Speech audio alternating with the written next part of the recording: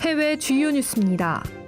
코로나19 사태로 올해 중국 여행 산업 매출이 200조 원가량 감소할 것이라는 전망이 나왔습니다. 중국여행연구원은 올해 자국 여행업계의 매출이 지난해보다 20.6% 감소해 우리 돈으로 약 202조 원가량 줄어들 것으로 추산했습니다. 연구원은 당분간 코로나19 확산이 계속 이어질 것으로 보이는 가운데 올해 1분기 여행 산업 매출이 전년 동기보다 69% 급감할 것으로 예상했습니다. 대선 후보 선출을 위한 3차 경선을 앞두고 열린 9차 TV 토론 후 마이클 블룸버그 전 뉴욕시장에게 일제히 혹평을 쏟아냈습니다. 이날 토론은 작년 11월 뒤늦은 출마 선언에도 불구하고 꾸준한 지지율 상승세를 보인 블룸버그 전 시장이 처음 참여해 큰 관심이 쏠렸으나 블룸버그는 과거 성희롱 발언 논란, 뉴욕시장 시절 납세 자료 공개 등 각종 공격을 막아내지 못해 최악의 토론자라는 꼬리표를 달았습니다. 뉴욕타임즈는 칼럼 기고자들이 매긴 평균을 토대로 10점 만점에 2.9점을 부여했습니다.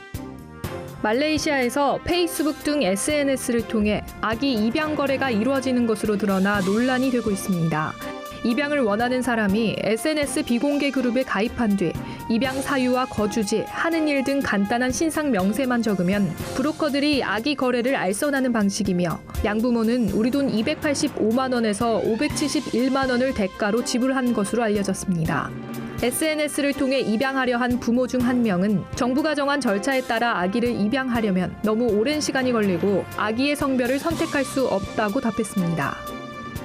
앞으로 영국에서 소셜미디어가 유해 콘텐츠를 방치하거나 신속히 제거하지 못하면 제재를 받게 됩니다.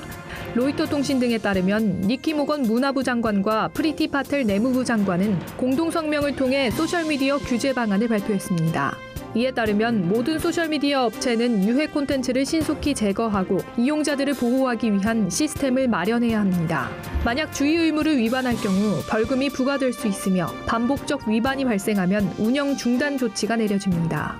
굿TV 뉴스 박재현입니다.